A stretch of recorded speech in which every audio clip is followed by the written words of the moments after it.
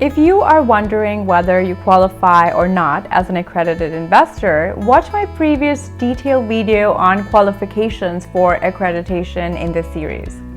If you do not meet the criteria and you are a non-accredited investor, not to worry, because we're going to deep dive into the type of investments that non-accredited investors have access to, so stay tuned.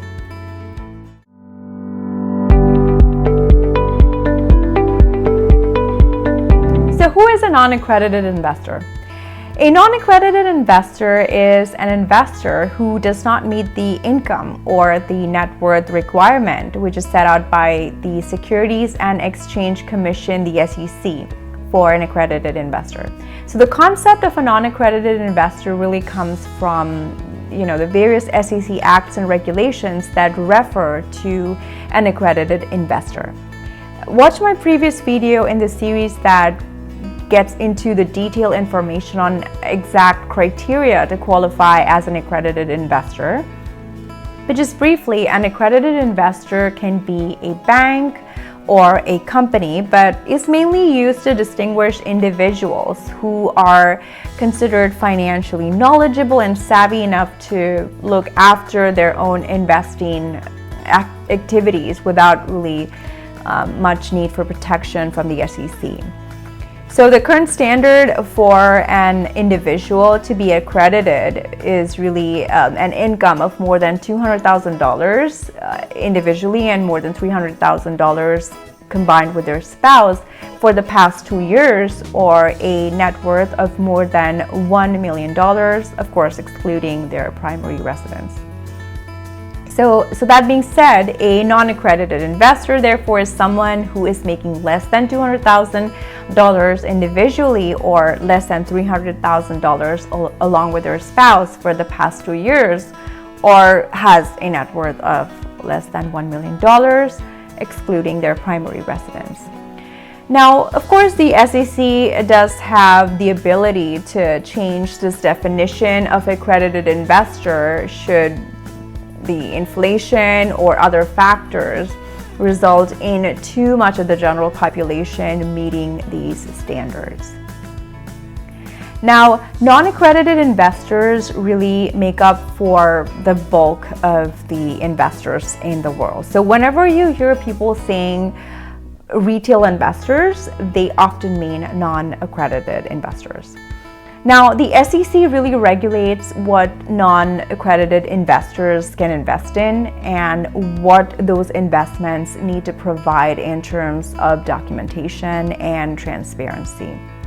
So, non-accredited investors, they are limited in their investment choices for their own safety. After the whole speculation around the 1929 crash and the resulting depression, the Securities and Exchange Commission was created in order to protect regular people from getting into investments they couldn't afford or they couldn't understand. So that being said, obviously funds have to pay attention to their compliance on how and who they advertise their securities. And they have to make sure their accredited and non-accredited investor count stays within the SEC rules.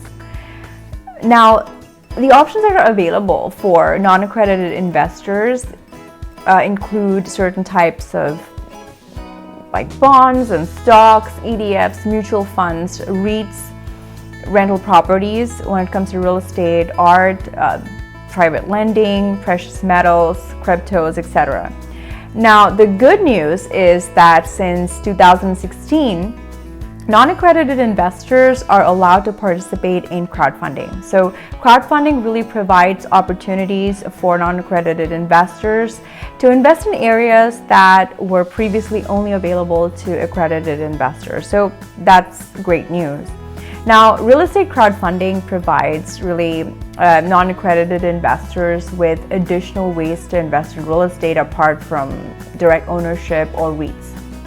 Now, investors can obviously choose between debt investment or equity investments in case of real estate crowdfunding. So by investing in debt, the investors really receive interest and repayments of mortgage. And by investing in equity, the investor really earns the ownership stake of a property.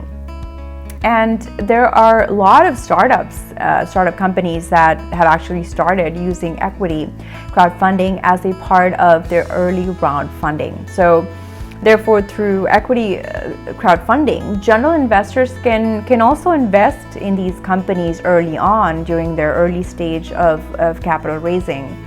And high net worth individuals or venture capitalists or angel investors are no longer the only players in this market. Thanks for watching this video, and make sure to check out my other series of videos on smart investing.